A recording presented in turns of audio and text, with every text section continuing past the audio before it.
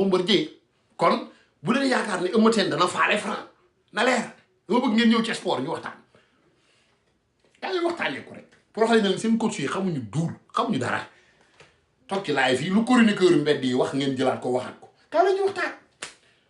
ñëw leen on en parle kaa la ñu waxtaan ñëw leen on en parle kaa la ñu wax kon pour wax la ne la Franc ñi mu toll nii actuellement bu ñu demee ci maasu Franc moo ëpp maasu Eumeu Sène ñëpp xam nañ ko bu ñu demee ci doole Franc ma ne la Franc ëpp na doole mu Eumeu Sène loolu xam nañ ko waaye ndax Franc ëpp na résistance Eumeu Sène ah kon moowu doole bu ñu ko dee utiliser il va falloir ñu utiliser ko ci objet bu fixe doole suñ ko dee utiliser dañ koy utiliser ci objet bu fixe Franc mën naa yëkkati 250 kilos waaye ndax Eumeu Sène mën naa yëkkati 250 kilos peut-être Eumeu Sène dana yëkkati 220 kilos différence bi muy 40 kilos lu tax parce que c'est un objet fixe maintenant l'ensemble de ces biomécaniques waaye ndax Eumeu Sène mën naa yëkkati 220 kilos tenir ko 1 minute ndax Franc mën naa yëkkati 250 kilos tenir ko 1 minute ñu ne ah là on parle de résistance musculaire là on parle de l'endurance musculaire donc bu ñuy wax force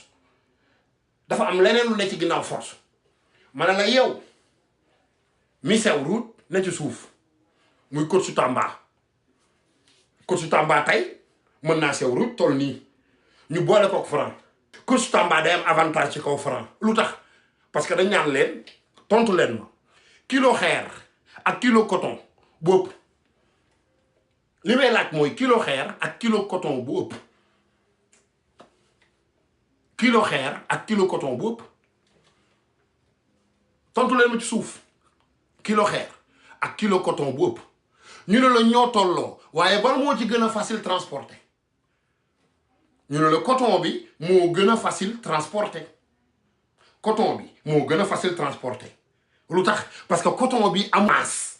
maanaam déglu leen ma dafa ne la kilo xeer ak kilo coton bu ëpp ñu ne la kilo la ñu ne la d'accord waaye kilo boobee coton bi moo gën a yomb transporter que xeer bi lu tax parce que xeer bi dafa am masse boobee poids bi résistance bi explosivité bi moom la ñuy woowee de coordination l'ensemble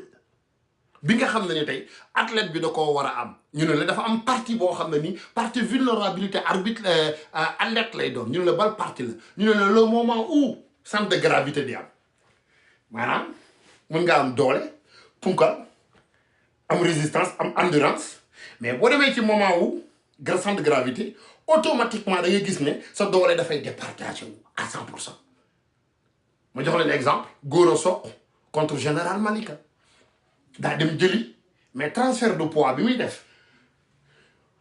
lépp ci doole ji 65% day dem ci kanam kon la ca ginnaaw lu ko waroon a téye résistance mënu koo résister muy résistance ba ko waroon téye kon ce qui fait en sorte ne su ma ñëwaatee ci Eumeu Sène Franc damay wax ne y a des avantages pour Eumeu Sène et y a des désavantages pour Eumeu Sène waaye y a des avantages pour Franc mais y a des désavantages pour Franc ñëwaguma ci xeex ci état physique laa ne ñu ne la Franc mën naa ëpp loxo Eumeu Sène wala Eumeu Sène ëpp avant-bras Franc waaye ndax Eumeu Sène bu jàppam bu mu gën a yàgg ndax loxoom day gaaw a toqi suñu ne la waaw ñu ne la Franc ndax bu jàppee loxoom day gaaw a toqi ñun la déedéet ñun la kookee moo ëpp endurance musculaire jàppam mën naa yàgg résistance musculaire dafaa ne endurance musculaire ne fa te pourtant mën naa laa ëpp doole waaye du ma am endurance musculaire du ma amee résistance musculaire waaye mën naa laa ëpp doole kon ñi xam dem gym di def développé couché ñu ñëpp xam nañ ne bu ñu bëggee travail explosivité dañuy def 2 à 3 plates en même temps on pousse notre force notre limite pow 3 fois on pose bokkut ak ci koy teg def benn plate door ci 50 kookee endurance musculaire da koy am explosivité wu mouvement habilité wu mobilité bi da koy yomb nee naa leen seen coach yi xamuñu dara déggoo leen seen coach yi ñoo xamul tous wax ji fi ne nii rek gaa yi fi ne di wax xamu leen dara léegi nag Franc ci maasam maasu Franc day rey endurance su Franc masse bi Franc yor dafay rey endurance am bu ñu la endurance physique muy cardio wala endurance musculaire ma ne la maasu Franc day rey endurance musculaire u Franc parce que programme d'entraînement wu Franc ni muy entraîner c'est en rotation donc ça veut dire quoi façon bi Franc di entraîner rotation ça veut dire que mi ngi fournir mais fournir boobee dafa am moment de pause boo xam ne ni moom la ñuy woowee après recovering maintenant moment wu recovering boobu Franc war a def ñaata minutes la koy jël pour mu rafraîchir ñëwaat muy la question à poser Franc musul bëre combat bu yàgg ci arène parce que mbapat calcul bi dóor newu fa mais arène calcul bi ak tension bi fa la gën a ëppee carrément li nga mën a perte fa la gën a ëppee ci bëre avec frappe que mbapat kon yooyu dañ ko ciy calculer kon ma ne Eumeu Sène on l'a vu souvent dafa amee lu ñuy woowee problème mu prolaxite mooy Eumeu Sène ci léewtoowam automatiquement da ngay gis ma ay épaulam day chargé commencé brûlure mu commencé di ko sonal moo waral buy dóor day wiccax day bëgg li wiccax pour douleur bi dañ pour moom parce que prolaxite bi muy brûler day mel ne genre luy jaar ci veine naan moo tax da ngay bëgg wiccax pour mu dañ fekk ne non plus ngay wiccax plus nga koy gën a jox espace bu mu mënee jël place am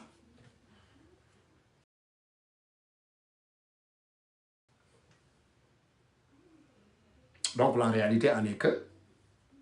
ñu ngi jëm ci combat boo xam ne ni ñi ma dégg ñu wax ñëpp dañoo analyser làmb démb mais man làmb tey la ñuy analyser mooy kan mooy on a un Eumeu Sène psychologiquement Pikine jiital on a un Franc psychologiquement Parcelles jiital Franc toll ci foo xam ne ni il doit assumer il doit montrer il doit confirmer qu'il est le de la lutte sénégalaise et non seulement je vous le dis bel et bien Franc mooy mbër boo xam ne nii wallahi wal azim si on ne le met pas la pression si on lui le met pas la pression buñ ko tegul pression amul mbër bu mu mënta daan ci kanamam amul mbër bu mu mënta daan ci kanamam amul benn mbër bu mu mënta daan ci kanamam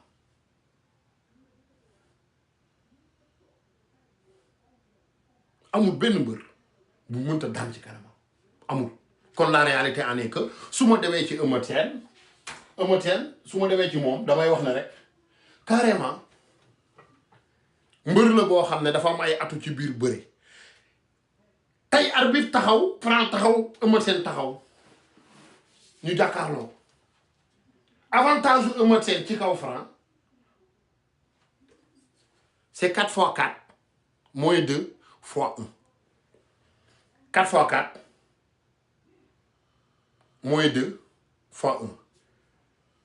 4 fois 4 égale vitesse. Moins 2, ça veut dire que le frein. Li ci des lan la mooy finition. Mais ki muy bëreel moom mooy kan ñu ne le 2 fois 5 10 moins 1 égale 9 plus 4 nga am 13. La moo ko waral parce que Franc c'est un finisseur. Franc finisseur la. Mais Franc lan moo ko war a mën a permettre Franc doon finisseur Eumeu Sène est-ce que c'est un finisseur c'est pas un finisseur pourtant Eumeu Sène ku mën a bëre la mais bëreem fi muy finiree du bokk ak finition boo xam ne nii c'est vraiment un envie désir non c'est de la tête dure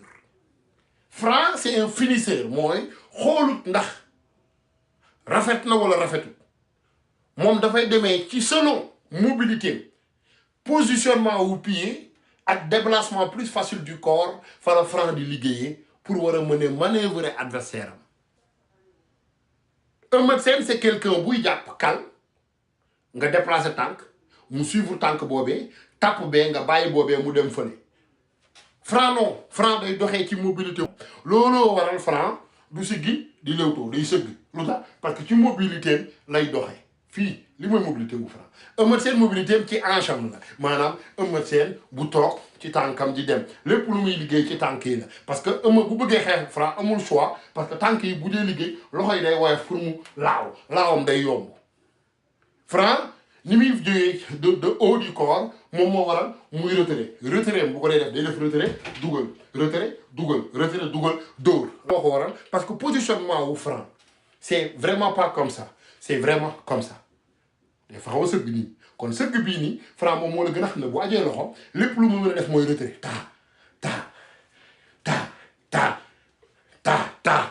loolu la Franc di mën a def mais boo dee xool ginnaaw bi le fait que mouvement wu corps la du ko dóor mu droit mukk da koy def nii genre laaw lay doon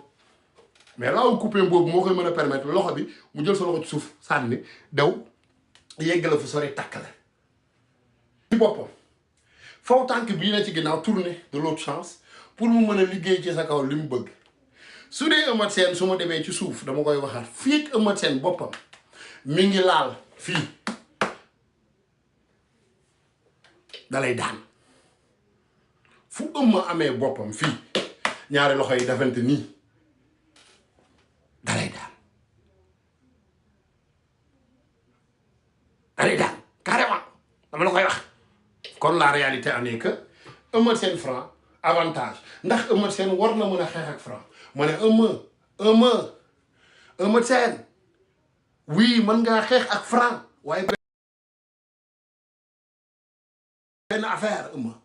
Franc bi nga bëgg xeexal loxo Franc bi ne ci kanam ci loxo boobu ngay génnee pour fatt loxo droite bi war a mën a tax sa bët gëmm pour mu war a mën a ñëw jaar ci suuf juuloo sa xeex pour daw jàppe la moom mooy la Franc loxoom bi nga xam ne moom lay njëkk a sànni remise am boobee foog nga génnee ci côté remise bi pour nga tëj xeexu Franc soo génnee ci côté remise bi da ngay tëj xeexu Franc direct waaye bu fekkee ne da laa dóor mu dóoree la ci loxoom bi muy remisé da nga taasewu ci beneen sens bi nag soo ko dee def jàppal ne yaa ngi koy may wet complet boobee du la war ne da koo bëgg mais day sànniwaat beneen loxo ba muy sànni loolooy waral yow sa recul après nii ngay def bi ngay def nii nag le temps bi ngay comprendre ne Franc yegg si na moment boobu Franc sori na ci yow ma nga fa de Franc nga fa de moment boobu xool nga turbine bi gis na mbir yi jeex na waaw day xool turbine bi xam naa affaire yi jeex na la moo tax waaye mais Franc est-ce que war ngaa xeex ak Eumeu Sène sa préparation laaw Eumeu day laaw mais Franc bul fàtte ne yow sa garde du nii Franc sa garde bul fàtte ne nii la waaw le fait que nag sa loxo di yéeg laaw Eumeu Sène loxoom bu la dalee day dal ci sa bopp bi moom mooy li lay détourné laaw Eumeu Sène boum mooy li lay détourné sa xel mooy li détourné sa bopp maanaam li gën a métti sa loxo yow boo foogut mu bett la dal la tël moo gën a yomb ci déstabiliser que loxo mbër mi ne la tuy ndax loxo mbër mi suñu la tuy da ngay reculer te bu fekkee na ngaa préparé Eumeu Sène ci laaw kon Franc doo reculer parce que mbër muy laaw doo reculer soo reculer da nga koy gën a may porté bi muy dalee paaw da nga koy gën a may paaw porté nga koy gën a may paaw c'est sûr man bu ma leer na ngay laaw du ma reculer mais wàcc demi la taf ngay def yëkkati wàccaat maanaam 2 fois mooy xaaral ne beneen baa ngi ñëw kon da nga naan tak 2 fois lay doon tak maintenant tak bi da ngay sëgg mu sëgg nga génn koy percute paaw daw ko dem takki ci yoon Barzo Médiana ne da ngay sóob rek xaam ñëw sóob sa nday nga xam seetaan na ah c'est très simple sama laay moom boo fi ñëwee di bind lu la neex boole nga sa nday rek kese waaw nii rek ngeen def tooñ ñu leen mat bàyyi ñoo xam ne bu ngeen jàkkaarloo ñu tëgal seen nday ba ngeen tëdd déjà de base rek man mii wax rek bu ñu jàkkaarloo dama leen wax ba tëdd waaw nii yërëm leen seen nday ak seen i baay nit ki da ngay am fulla am fayda man boo ma neexul du ma la seetaan su ma neexul du ma la seetaan am fulla am audace ne non gaañ bi li may wax neexuma du ma fa dugg di tooñ du ma ko déglu li may wax ñoruma lijjantiwuma ko sérieusement mais bu ngeen tooñ koo xam ne dafa réew ba dof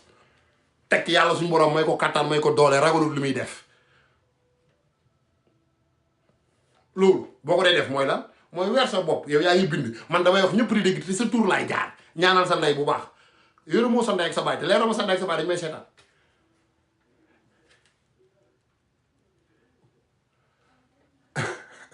yeewu leen tuuti pourtant bu ngeen ma bàyyi damay def sama ligne de conduite de man du ma tooñ ligne de conduite ku ngeen gis ma tudd rek ñaanal ndeyam xamal leen ne moo ñëw sama live invité wu ma ko mu dugg tooñ ma waaw dee leen hydraté wu dee leen naan ndox di hydraté wu temps yi dafa tàng l'hydratation moom mooy meilleure chose bu sportif mën a def pour garder fraîcheur am hydraté wu leen dee leen hydraté wu surtout bu fekkee ne yéen a ngi naan li nga xam ne ni moom mooy ay créatine dafay soxla ngay naan ndox mu bëri di hydraté wu ndax lan rein yi bu ngeen di naan protéine bu ngeen koy naan faw ngeen di hydraté wu faw ngeen hydraté wu di naan dee leen ni naan dee leen ni naan waaw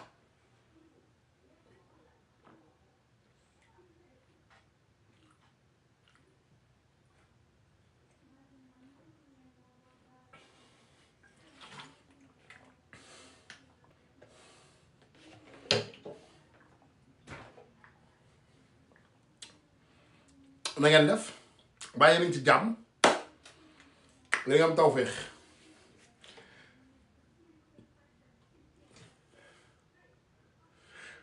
damay waxaat ne nañ leen revenir aat kon Franc Eumeu Sène bu waree xeexee ak ki nga xam ne ni moom mooy Franc faw mu comprendre ne faw mu teg pression Franc bloqué baa la war a def maanaam barrière en bas Eumeu Sène yaa war a xeex ci kaw Franc war a xeex bi nga war a xeex ci kaw Franc pour teg pression Franc jaay boppam ci bëre bi direct daw jëli say tànk par la force foofee teg ci da nga ciy teg braquage pour poids wu Franc wàcc ci suuf nga war ko mën a ëñ mu daanu nga war ko mën a biif mu daanu nga war ko mën a mbaar mu daanu Eumeu loolu bu fekkee da ngaa bëgg a daan Franc mais noonu nga ko mën a daanee Eumeu Sène Franc boo ko bëggee daan noonu nga ko war a mën a daanee wala ngeen seq mboot yéen ñaar nga njëkk koo jug parce que yaay gën a oyof mais réalité bi mooy Eumeu yaa war a taxaw teg Franc guerre taf bloqué baax en bas bi danga koo war a protéger bloqué ko bloqué en bas fermé nag boo ko déggee mooy su ma taxawee ci samay tànk du ma la may fu sa ñaari loxo mën a jàppee benn ñaari tànk yi en même temps maanaam daw buub daw takk dama la koy xañal léegi nag soo ko bëggee mooy tànk bi nekk ci ginnaaw danga koy ibbi latéralement ça veut dire quoi nga ne bii mi ngi nii fii mais xeex bi xeexu digg laay xeex Eumeu Sène xeexu digg maanaam faw mu pousser Franc mu sëgg def nii sëggam def noonu ne ñaari option la am que ça soit encaisser coup wala mu sëgg coup bi daw jëli tànk bi muy jëli tànk changement de pied dafay am carrément changement de pied boobu moo lay mën a may nga jàpp ci ginnaaw ngembali bipp mu topp la baar la mu jeex mais Franc dangaa bëgg xeex ak Eumeu Sène Franc dangaa bëgg xeex ak Eumeu Sène Franc bu doon maay yow du ma déclarer guerre Eumeu Sène moo dax xeex de déedéet mais ci xeexu Eumeu Sène fexeel Eumeu Sène xeexee kaw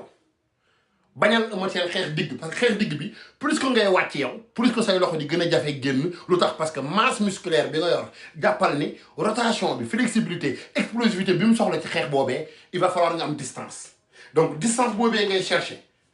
fexeel Eumeu Sène xeexu kaw ci ngay gën a nekkee à l'aise ci la Ama Baldé juumee ci la Sokh juumee ci la Forza juumee ci la Bébé Saloum juumee Franc loolu nga yàgg a exploité di ko indi muy xeexu kaw boobee bu ñu mësaan a gis Franc ba mu beneen mbër bi doyal ci xeex bi automatiquement luy xew Franc day ñëw imposer bëre bi moment bi ngay imposer bëre bi sa bëre day sori parce que fa nga leen ni yegg mooy sori parce que ñu ngi calculer dóor yi encore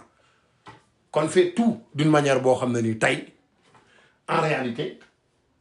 war nga mën a fexe Eumeu Sène xeexu ko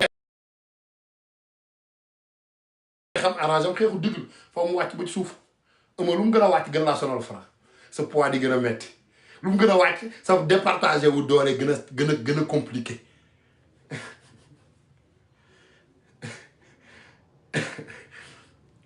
ça veut dire Eumeu Sène plus mu toog ci ay tànkam lu mu gën a wàcc Franc ngay gën a am problème ci say tànk parce que nag Eumeu Sène bu fekkee ne seetaan nañ ko ci bàkkoom yi tuusam yi nii mu tuus nii bu ngeen seetloo bu baax tuusa Eumeu Sène yi gëgëj mooy Eumeu Sène pare na pour wàcc ci suuf bëre la muy bëre ñaata temps la Eumeu Sène nekk ci suuf naan tëgëj jàpp ak ngemb xëcc def ñi rotation utiliser mooy Eumeu Sène dafa dem ba entraîné ba wàññi poids bi mais dafa am lu ma seetlu ci man personnellement damay wax ne mënoon naa wàññi poids mais mënoon naa bañ a wàññi taille bi fii taille bi mënoon na koo bàyyi mu large tuuti bu ko defee loxo pran yi bu ci jàppee day sori nii lay def day ibbeeku su ibbeekoo mooy day isolé doole maanaam fii kudd mi ngi jëm ci kaw doole du fa ne pour xëcc mais taille bi nga wàññi Eumeu Sène Franc bu loxoom duggee crochet def nii jàppam day yomb après su jàppee mën na dugal juste ñetti baaraam mepp tëye doo yëngatu dootoo bouger di Eumeu Sène bu Franc amee ngemb ci ginnaaw tëye bu fekkee ne kudd yi defut nii mu def nii dootoo bouger ci te boo tegee tànk ci ginnaaw da ngay toog da ngay dëju bindu leen li may wax maa leen koy wax fii bindu leen sport laa leen tegal kese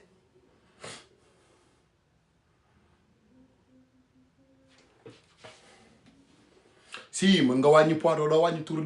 de taille ba moom laa leen di wax bu ngeen xamee lan mooy ay pédialyte bu ngeen xamee lan mooy cut weight couper du poids ñu ne la ci ban côté nga bëgg couper du poids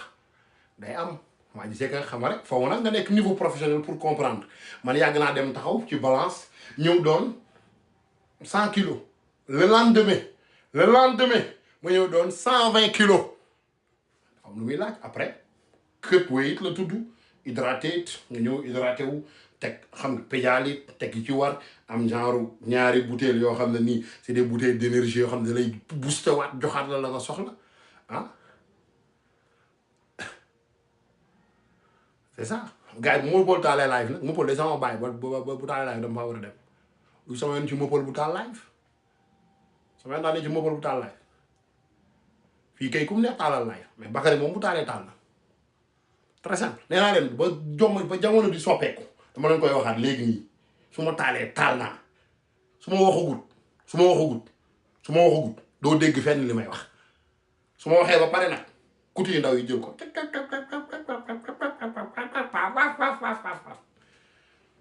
dama cee ne mu ci yooyu de xam-xam du pexe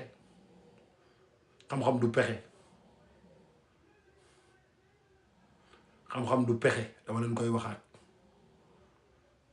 na leer kon tey pourcentage bu dee dañ koy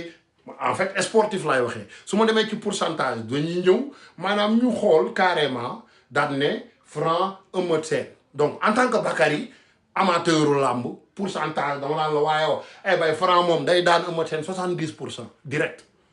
dama la koy wax ne la Franc day daan Eumeu Sène 70% 100% loolu 70% la yoo xam ne ni Franc moo ko moom pour tër Eumeu Sène ci logique gu sport mais ci kaw Franc déterminer les menaces yi ci nekk parce que nag ñun bu ñu waxee ci sport gis Franc xam luy entraînement wu Franc ba pare xool ci logique sport dañ naan la Franc pourcentage 70% pour mu tër Eumeu Sène carrément 70% pour mu tër Eumeu Sène lan moo tax ñu ne la non logique gu làmb la ñuy wax logique sport logique sport la ñuy teg booy bi dafa bëgg confirmer booy bi duggoon na Pikine duggaat Pikine booy bi amagut défaite booy bi dafa inspiré ñëw yéeg ba ci kaw joteeg ñi ci mag maanaam ambition boobee meneur boobee ak support bi nga xam ne ni tey Parcelles am nañ ko ci ginnaaw Franc kon automatiquement bu ñu demee ci aspect confiance su Franc da ngay gis Franc ni muy communiquer ni muy waxee da nga xam ne booy bi il a la confiance booy bi il porte ses couilles booy bi il s'assume kon dama naan 70% Franc day daan Eumeu Sène mais ma gis point d'interrogation bi Eumeu Sène accepter Franc ne ko 70% mën nga maa taw 30% wu piège yi 30% wu piège yi ci la Eumeu Sène di waxe depuis signature contrat maa ngi yut bu ma ko yutoon sa ndey mu naan ko bureau de xanaa xamoo loolu xaar ma yow boole ko sa ndey su li may wax nii du yut bu ma ko yutoon sa ndey naan na ko bu yàgg bilaay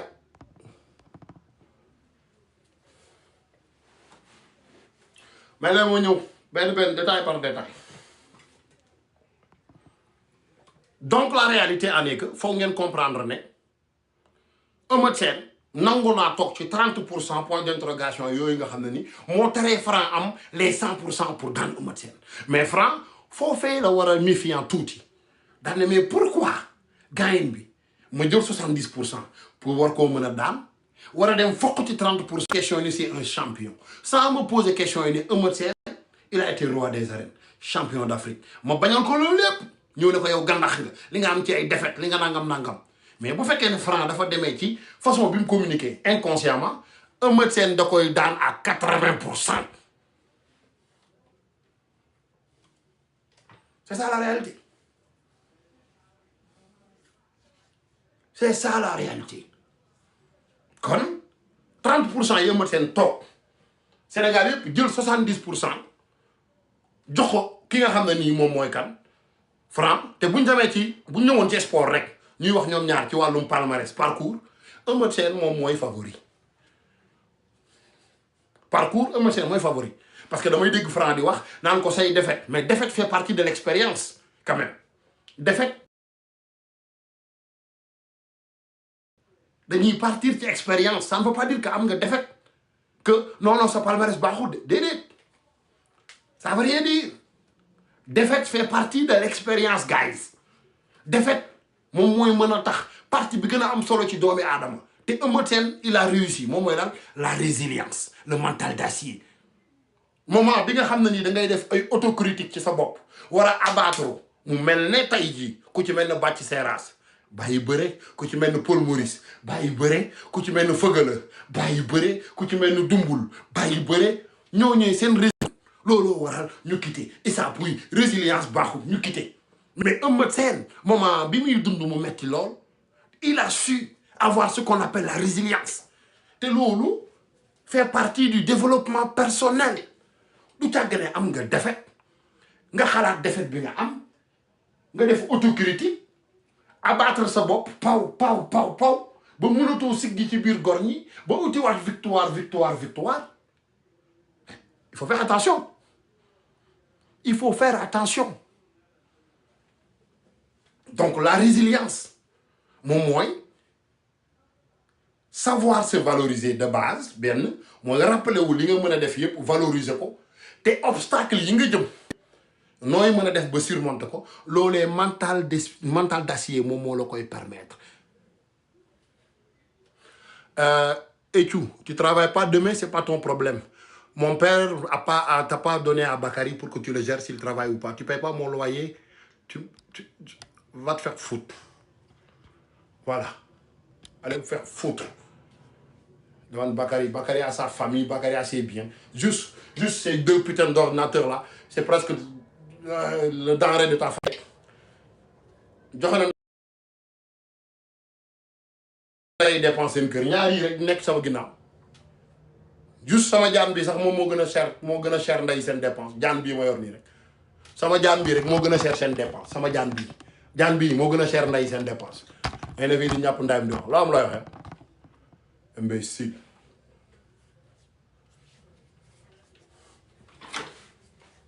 non ba fu rek colossar yi faw nga leen di répondre ñuy dégg li leen di wax daweram yow ba ñun ba ñuy yeewu di liggéey da ngaa liggéey nee naa la sama jaan bi rek nday yor na nday seen dépense bu kër gu ñaata weer imbécile yaay waxati yoon lijjanti mukk lu ci seen bunu nday bu bokk doomeram yi gars yi da yow kaay la ñu waxtaan mais nag man dama mën a zembare man gars yi xam nga nag nee naa leen booy Grand Yoff la wax naa leen ko booy Grand Yoff la su ngeen yaakaaree ne yéen a ngi ci undu bi dëkk ci affaire yi ñun bañ koy def man Ibrahima Thialé ñoom Zarko ñun la woon cité millionnaire Senzala ay booy Grand Yoff lañ donc booy yaakaaree ne undu bi ngeen may tagal waxuma leen nag undu Sénégal ak undu Canada fii Amérique du Nord nga dajale ko mu ne ci yow nga boole kook arts martiaux boole kook jàng boole kook xam-xam leen dal leen waaw dal leen dans race loo dégg yaa tooñ sa bopp maa ngi nii fu ngeen ma woo dama leen koy wuy maa ngi nii yàlla ak ma réew rek laa xamul rek damaa réew ma def nag déwaan yi de damay seetalaat sama bopp xool yàgg ma ne man damaa réew kal moom moo war a tëgg nday mbéj ba sama nopp bi wundeelu mu ñëwaat ne damaa réew mu tëggaat ma nday mbéj ba sama nopp bi wundeelu non maa réew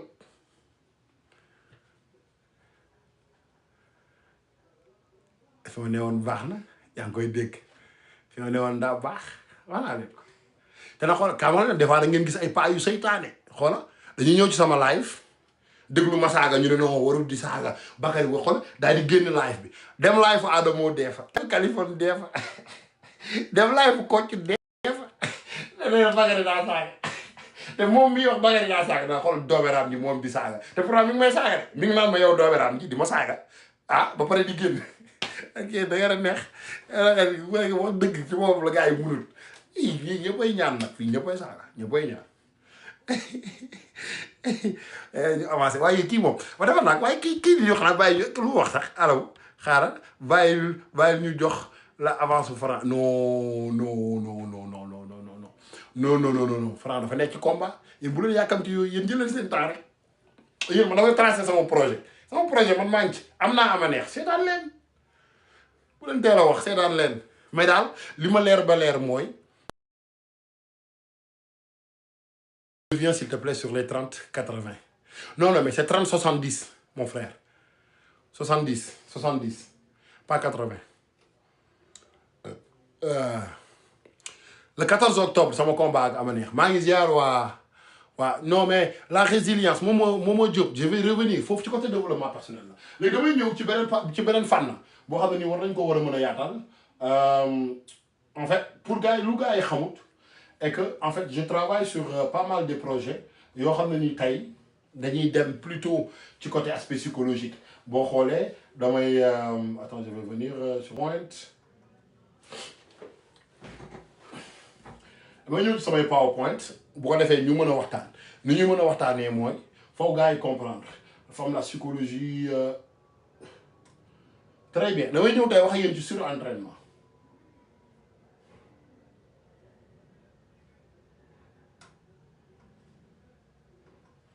damay ñëw wax ak yéen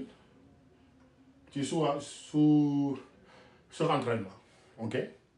ñu waxtaan to figé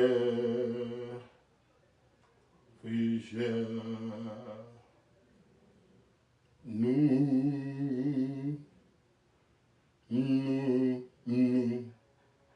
parfait fii damay ñëw wax ci surentraînement damay wax ne il faut comprendre les effets psychologiques du syndrome de surentraînement dafa am lu ñuy woowee surentraînement dafa am ay effets yoo xam ne nii ci combattant boo xam ne exemple mbëru Sénégal yi ñuy bëgg a entraîner mais 3 mois yi li ñu ciy teg seen bopp dañuy dem ba dugg biir surentraînement dañ naan l'entraînement intensif fait partie dans la vie d'un athlète entraînement bu intensif dafa faire partie dans la vie d'un athlète c'est vrai yooyu yëpp dëgg la nangu nañ ko mais dañ wax ne athlète boo xam ne nii quand même du am combat bàyyi rek toogaat 2 mois du entraîner du def dara topp ci xale yi jigéen yi ca kër ci katu lekk maafa dama daa su luxu mbalax ak keccax ak yooyu noonu di palax-palaxi saa mu xool xelteem xool santeem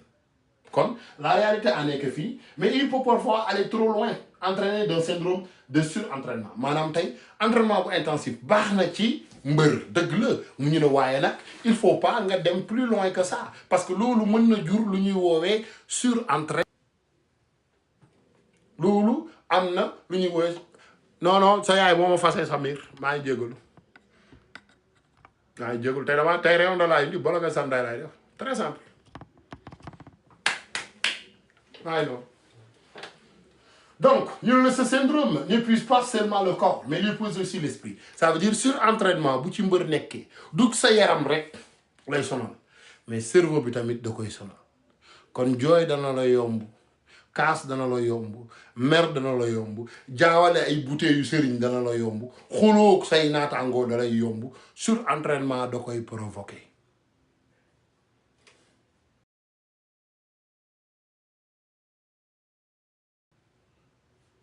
surentraînement da koy provoquer faut ngeen bàyyi ci xel. La réalité en est que, si on continue, un syndrome n'épuise pas seul le corps, il s'épuise aussi l'esprit. Donc dans cet article, nous nous concentrons sur les effets psychologiques du syndrome de surentraînement en explorant comme l'effet de dépasser ses limites peut sérieusement affecter la santé mentale et les résultats de l'entraînement.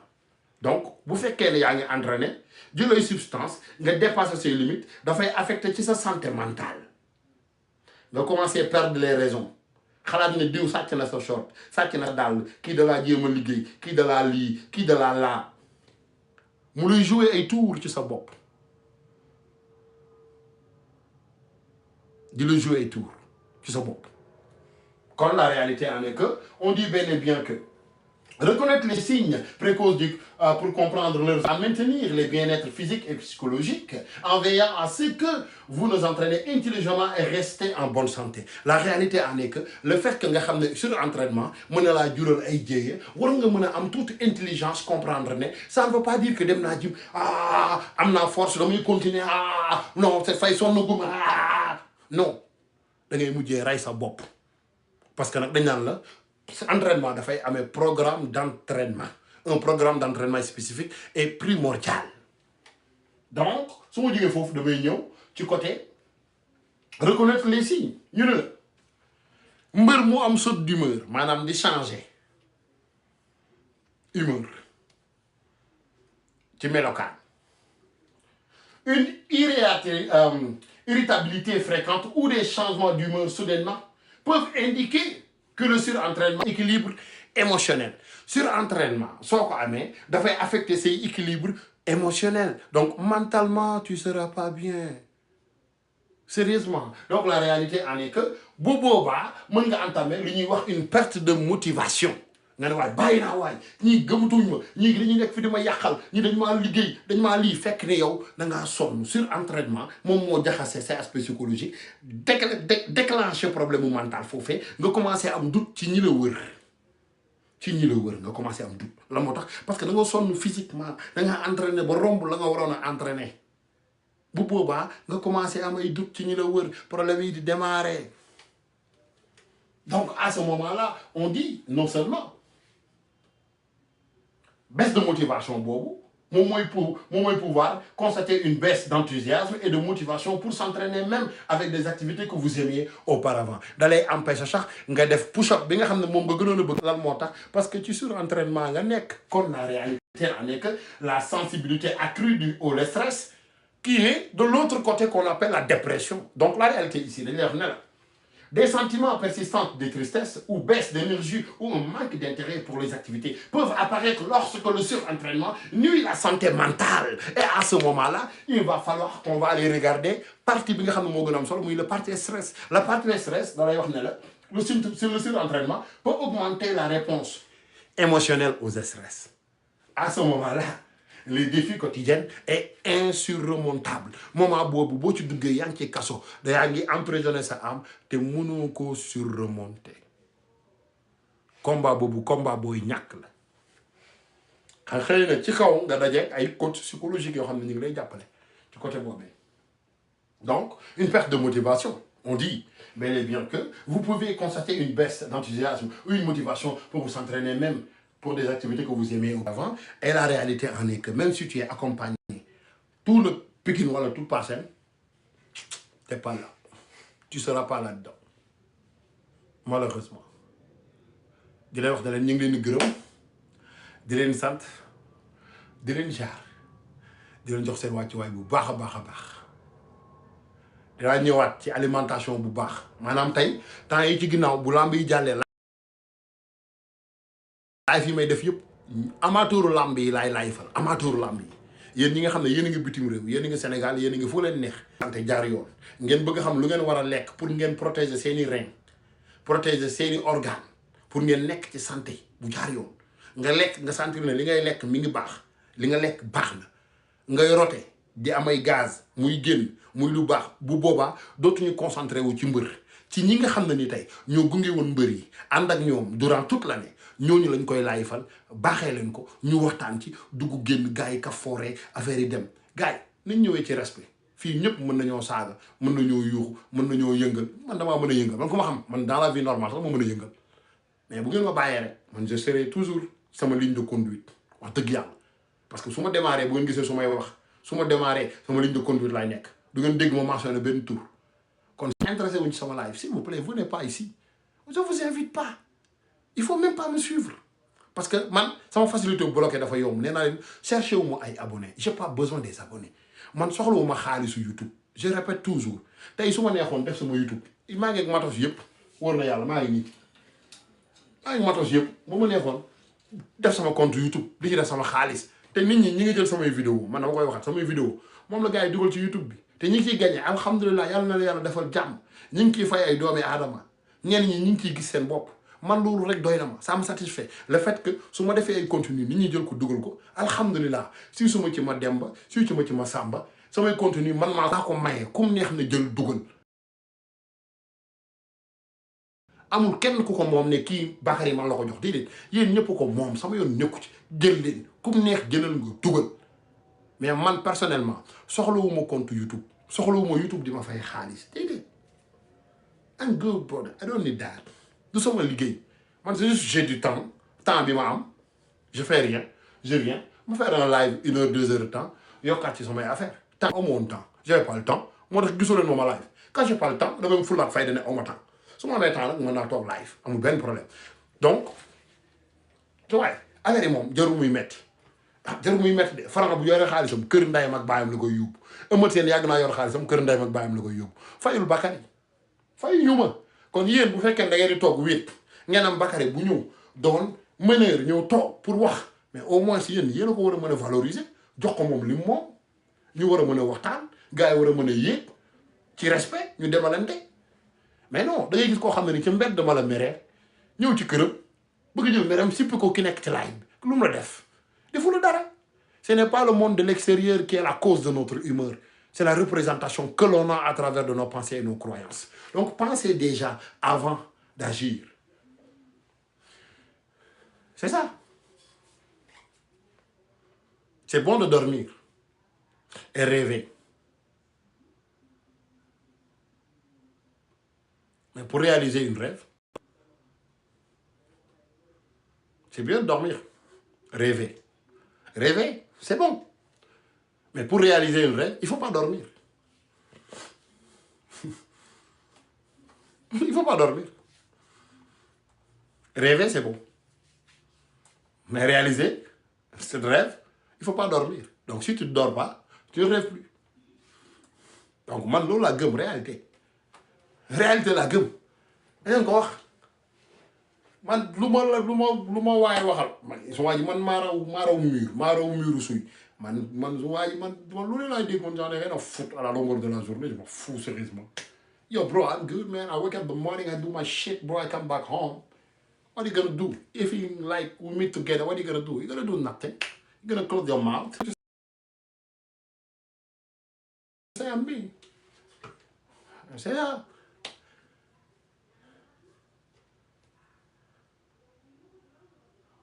C'est ça la réalité. Man, ak lu ma xew su ma yeewoo j'ai fait mes shit bro j'ai fait mes affaires ma dajeeg yow tamit doo def dara et après at the end of the day lan la at the end of the day y'a quoi y'a rien tey souffrance bi doomi aadama di mën a denc ci biir xolam ba mu koy jaral muy mere koo xam ne nii ma nga nekk kirikoro mais ça veut dire que t'es pas bien toi-même tu attires pas la paix yow rek doo évoquer la paix gis nga dans la vie doomi aadama soo yeewoo sentir ne say cër mi ngi baax yaa ngi répondre waxuma la nag nga sentir ne say cër baaxul nga war a delloowaat sa bopp suñu borom waxuma la nag su yàlla suñu borom may la lépp nga war a delloowaat suñu bopp suñu borom xam ne tey da ngaa war a kontaan da ngaa war a bëgg da ngaa war a enjoy lu tax parce que t'es en bonne santé demal nga défiler tuuti à l'hôpital demal l'hôpital nga comprendre ñun suñu travail gisee nit ñi des fois may liggéey gis gars yi seen situation dangay xool ci côté intervention nga xool gars yi ñii ay paaka ci put ñii lii nga gis seen situation du ñoom laay xalaat de parce que man loolu dawuma ko góor ñu jam la jam nañ ma fi jamaat xaw ma ñaata yoon lañ ma jam loolu problème bi mais da ngay xalaat waa ji ñu jam yaayam bi koy xaar wala papaam bi koy xaar wala moom ay doom yi koy xaar en fait ñoom lan la ñu war a mën a dundee situation boobee est-ce que doon na loo xam ne lu ñu préparé wu la woon kon c'est à toi de mettre ta vie mieux et bien yow yaa war a évoquer la paix yow yaa war a évoquer la santé yow yaa war a évoquer un espace épanouissant yow yaa war a mën a évoquer loo xam ne ni c'est du bien le bien là ça s'achète pas mais dañ koy provoquer ni nga mën a provoquer du mal noonu nga war a mën a provoquer du bien ci quoi ci tact courtoisie l'anticipation des besoins dépassement des attentes ci grandeur empathie cultiver la gratitude la bienveillance c'est pas compliqué frère ñun yàlla man ma néew doole man néew ma doole gàttuma ragaluma xeex bi dama ko jàng ma man ko mokkal ko est-ce que damay dox ci mbedd mi di xeex ak nit ñi déedéet xalaatuma ko doolu du ma sax xëy di xalaat ne dinaa joteeg nit wala du ma xëy sax xalaat ne dinaa joteeg nit te pourtant yàlla souvent may na ma lépp mais gis nga bien yaa koy évoquer du bien être bien fi muy commencé nag ci biir kër gi la t'es bien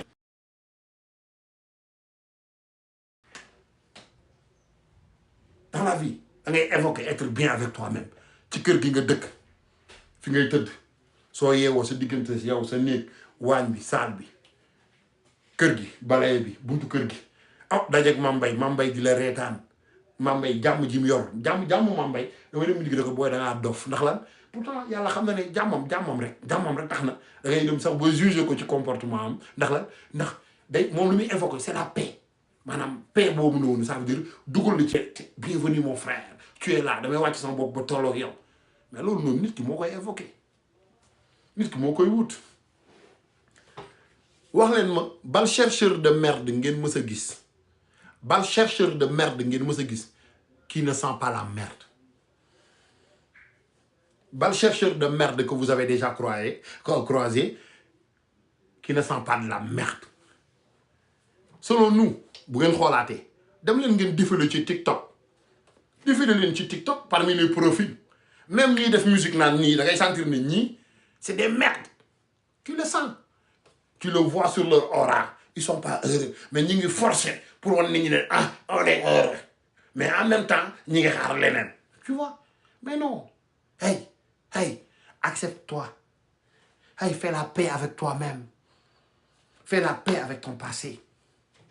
damay ñëw ak yéen ci benn brushing bu ndaw boo xam ne ni dama ko def muy côté développement personnel dama ci bëgg a ñëw vite fait parce que j'arrive pas à comprendre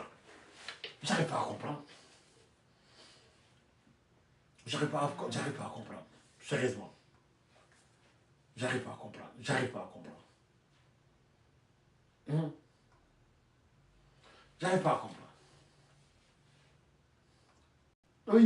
damay ñëw fii ñëw leen fii ñu waxtaan c'est que des fois je voulais même fermer le live dama bëggoon a couper live bi mais par la suite tey peut-être ku xamul Bakary coach Bakary ci lii lay dox en fait la réalité en est que dama bëgg gars yi comprendre rek ne làmb ji mën nañ ciy wax di konkonlu yëpp y a pas de souci maanaam mënuñoo lire nit ci couverture am livre kenn du ko lire ci couverture am tout simplement déedéet parce que parmi phrase yi ñu bind ci livre yëpp phrase mën na laa joxaat leneen aujourd'hui on va parler de coach Bakary coach de vie boo déggee mën naa leen coach de vie mooy dans ma vie bu ngeen ma xoolee que ça soit ci li may sol ak ci li may doxalee marque sonaluma montre bu cher sonaluma dàll bu cher sonaluma dara sonaluma waaye damay mën a comprendre ne nit ki nga xam ne ni dàll bu cher da koo sonal loolu ay émotion am la ay bëgg-bëggam la il faut respecter du càgg ne day yàq déedéet peut-être problème mu priorité la nit ki war a mën a am waaye tamit yoon na nit ki def boppam priorité parce que nag sa vie tient qu'une seule fille moom la bu dee woon yéen da ngeen di continuer vivre seen vie kon nit ki d'abord foo mu xam ko donc damay ñëwaat tey damay ñëw ne leen dafa am lu ñuy wax la théorie bi nga xam ne ni moom moo nekk ci pyramide de Maslow théorie bi nekk ci pyramide de Maslow dafay doon 5 étapes yi damay delluwaat daan na leen dafay laal ci diggante bi nga xam ne ni moom mooy les besoins physiologiques ñëw ci les besoins d'appartenance ñëwaat ci les besoins d'estime de soi ñëwaat ci les besoins d'accomplissement tout simplement fu mu ko wékkee ci fànn yooyu damay ñëw ne la dans l'éducation de l'enfance éducation bi nga xam ne ñu ngi koy yaree xale bi ñu ne la xale bi dafa am ay droit am vivre ci espace bu mën a fond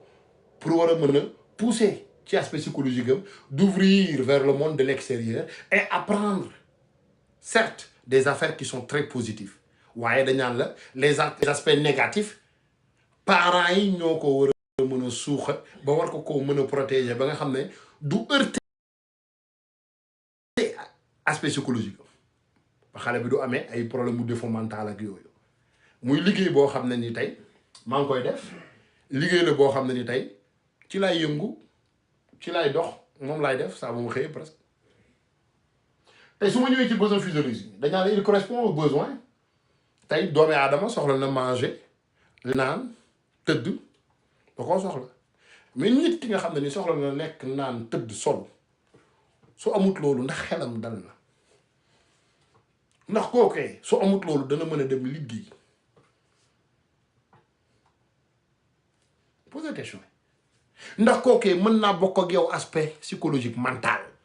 ndax kookee dana am même raisonnement positif yow bi nga am non il l'aura pas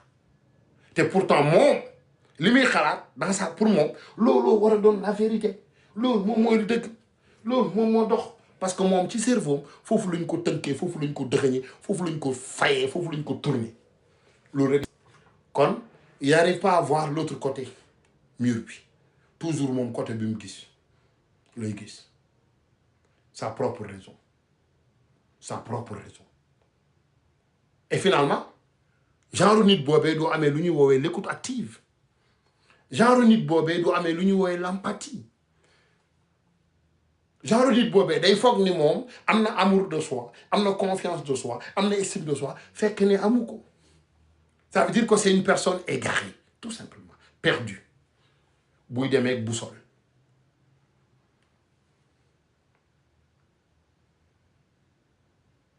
donc la réalité en est que su ma ñëwaatee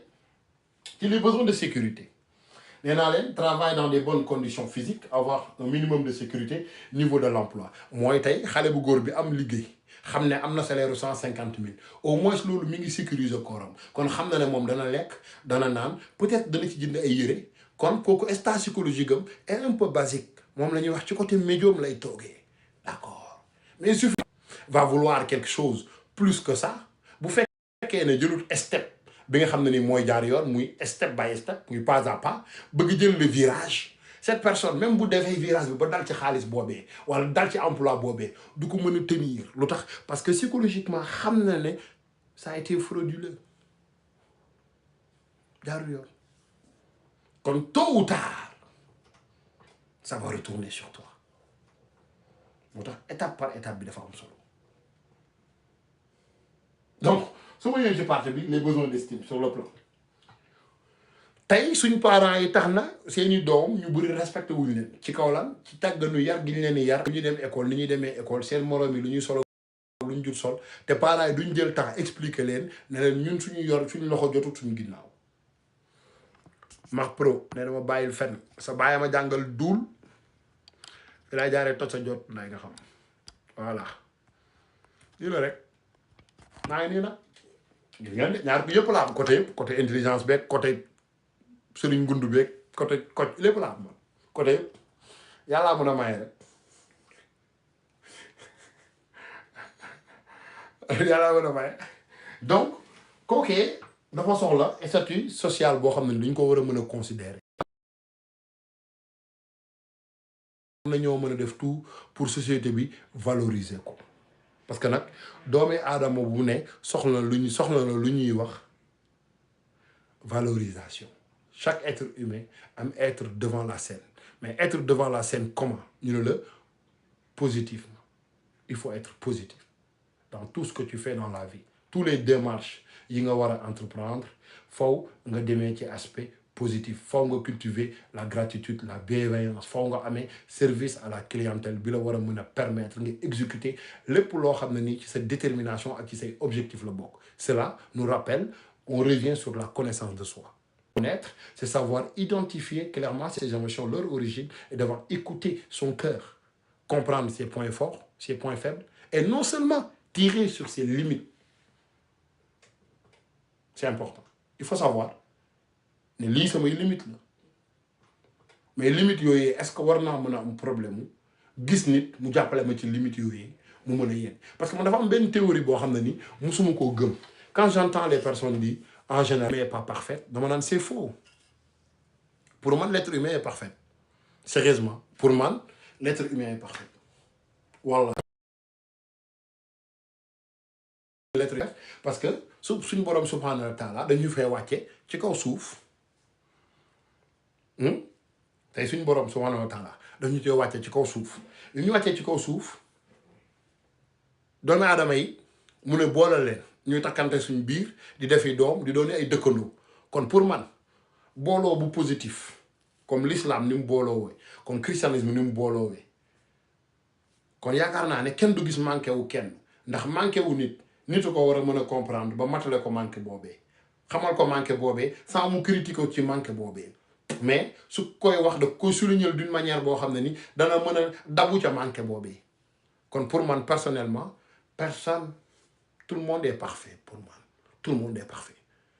maintenant quand on dit l'être humain est pas parfait dama naan être humain bu jël yoonam nekk ci côté mën nañ ne ah il est pas parfait mais normalement suñu borom daf ñu ci wàcc pour ñu demalante di doxalante c'est ça la réalité en fait nga dem ci côté sérieusement ça veut dire que on n'a pas été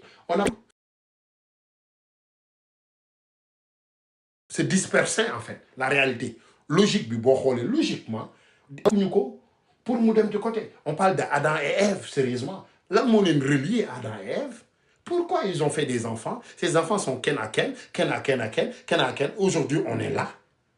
pour lan parce que buñ ne la l'être humain est pas parfait mooy première erreur bi ñoom Adam et Ève def mooy manger pomme bi boobee moo doon erreur bi moo tax yàlla na ko yow t'es pas parfait ndax waxoon naa la déggoo maanaam t'avais la tête dure tout simplement seytaane moo ko ne mu dem def ko mais par la suite dañ leen a boole ñoom ñaar pour ñu s'unir boobee moo waral ma am frère am sœur am papa am yaay am ay voisine di dem classe dem école di toog ak ay nit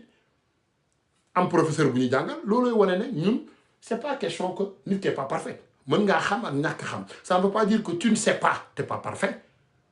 tu ne sais pas tu dois apprendre tu apprends quand tu sais parce que bu ñu continuer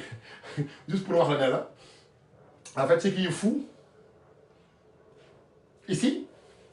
dafa am lu ñu wooyee développer son intelligence émotionnelle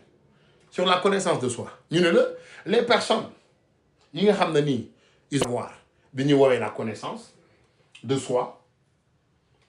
ñu ne la bien se connaître c'est savoir identifier clairement ses émotions leur origine et avoir écouté son cœur et non seulement ku mën a où est-ce qu'il va dans sa vie que ça soit ci partie personnelle ou professionnelle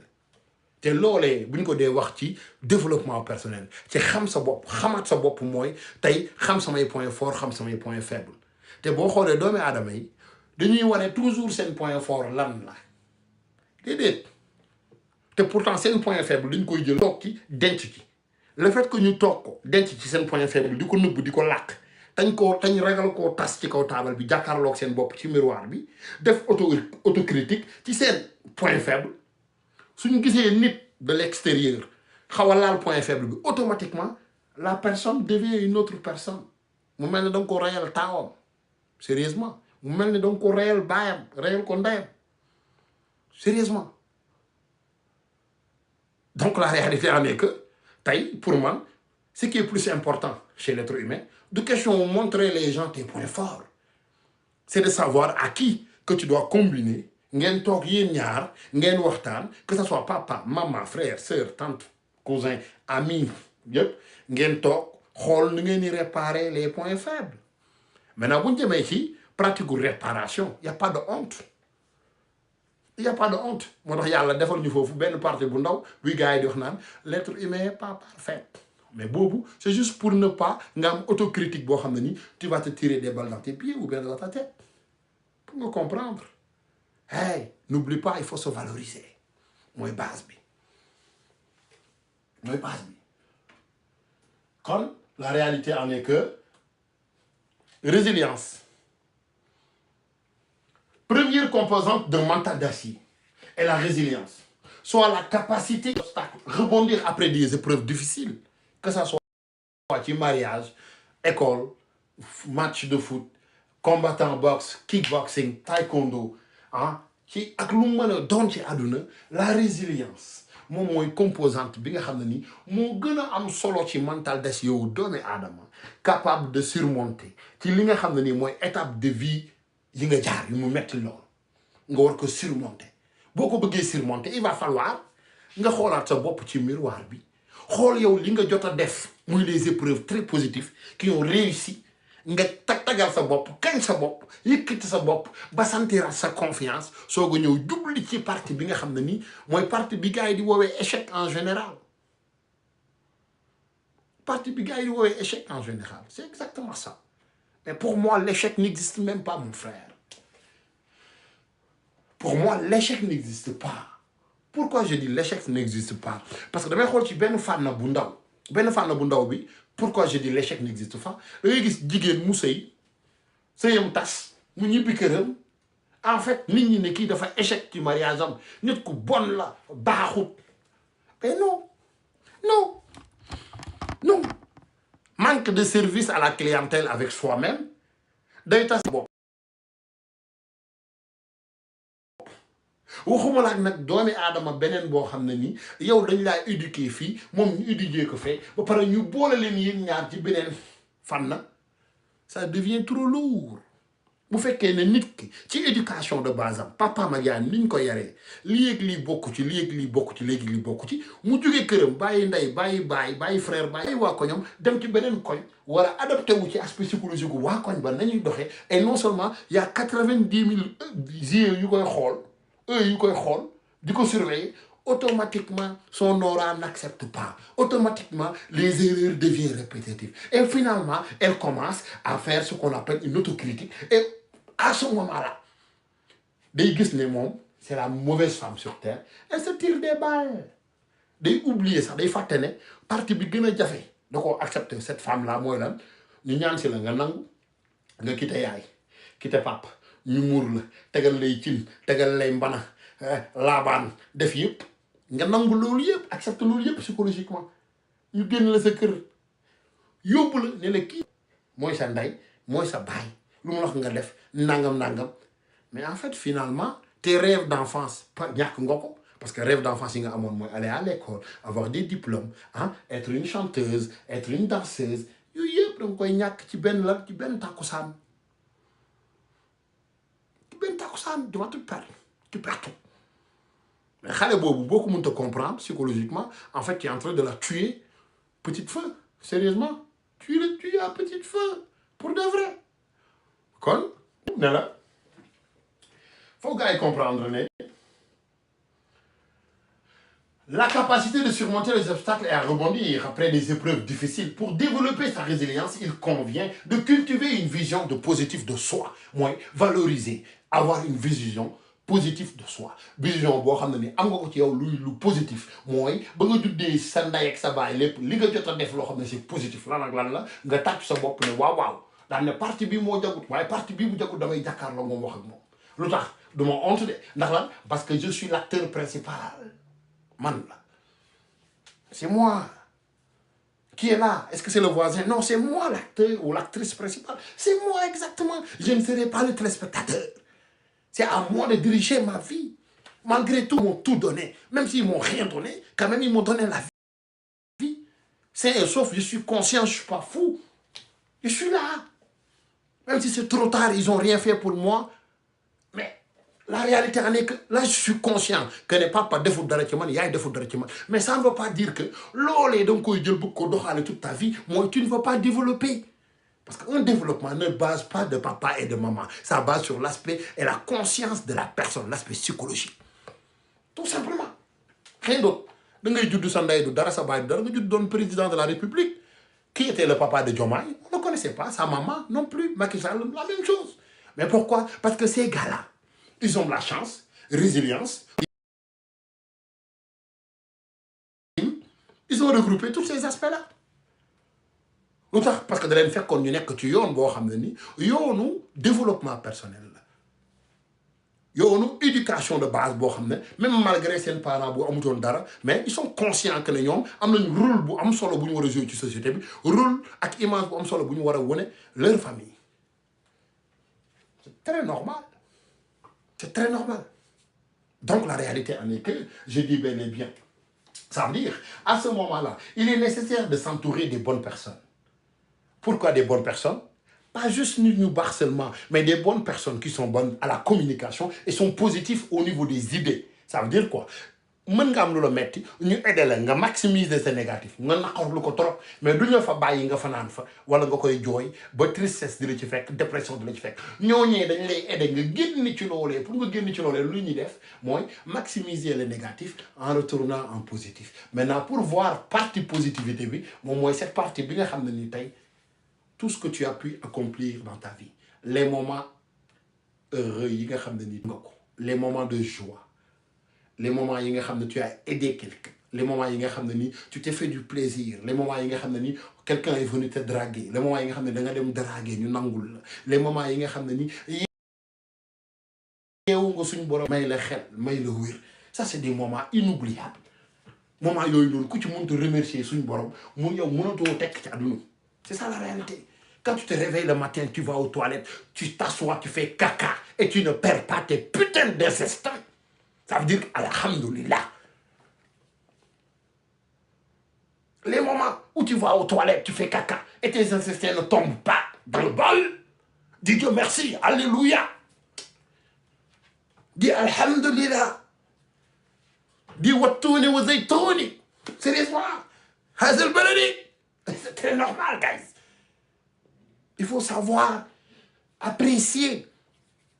accepter les faits de la vie, là. Accepter qu'il y a ce qu'on appelle les imperfections. Les imperfections de la vie, des autres, et mes imperfections. Mais il y a le monde, nous ensemble. Vivre ensemble, ça veut dire quoi? Hey, on doit s'entraider. Pas juste financièrement, psychologiquement, en termes de communication, technique de répétition, technique de communication, vers l'empathie, la bienveillance, la gratitude, vers service à la clientèle, aider son prochain. Comme Jésus le disait, on doit aimer, être aimé par les personnes qu'on aime et les personnes qui ne nous aiment pas. Est-ce qu'on doit les ignorer? Non, il faut les faire amener vers nous pour les faire comprendre pourquoi nous, on vous aime. À partir de là, nous allons donner le repère. C'est la Bible, c'est le Coran.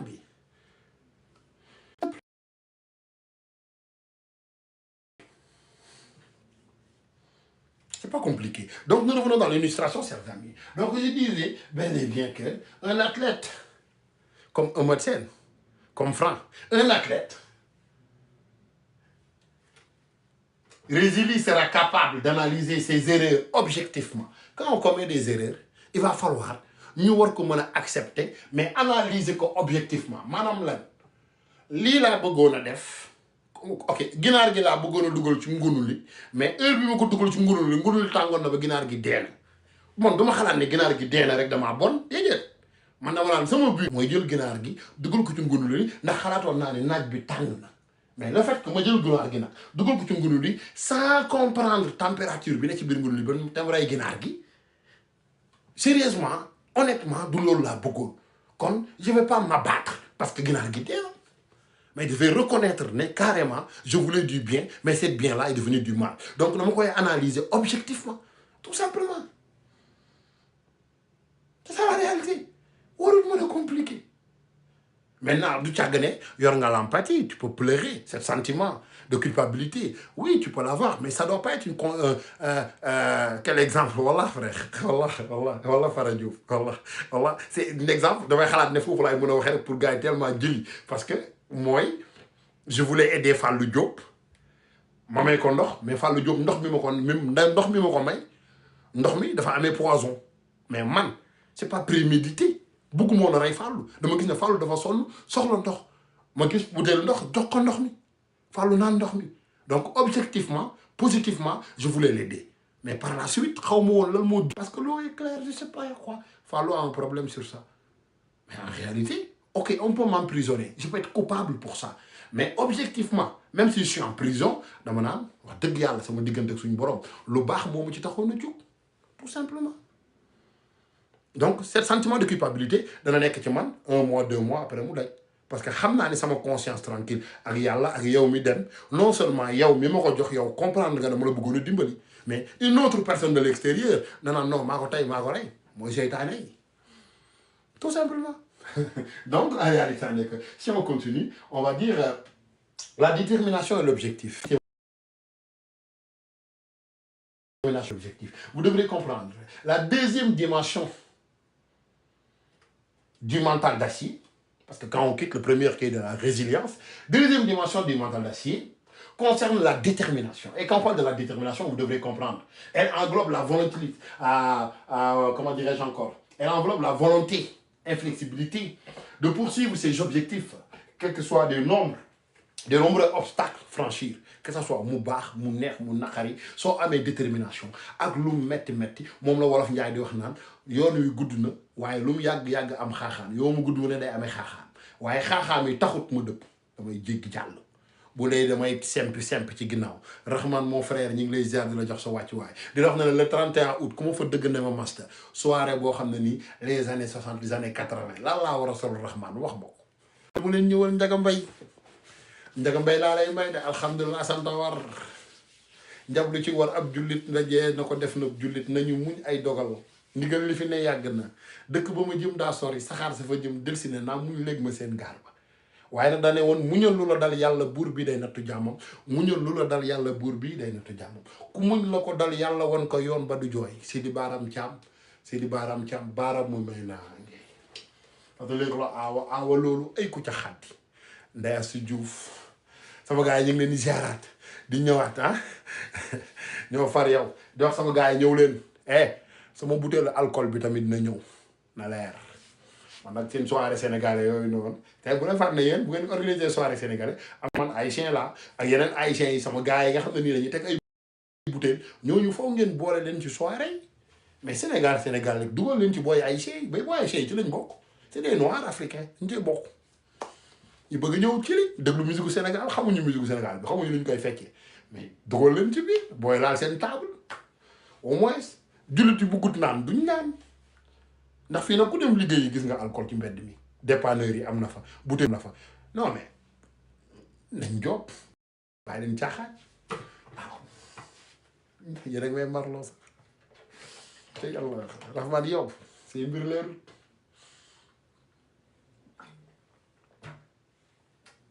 Donc, la détermination puise à son source de la passion, l'amour d'entraînement et de la conviction profonde quand ses capacités sont réussites. Donc, ça demande une personnalité déterminée, ne tolère pas l'échec ni l'abandon. Donc, ça veut dire quoi? Que y a une personnalité vous déterminée, quoi, une détermination de tolérer l'échec ou l'abandon. Ça veut dire quoi? Quand j'aime pas l'échec et j'aime pas abandonner, donc on est toujours au milieu. Ça veut dire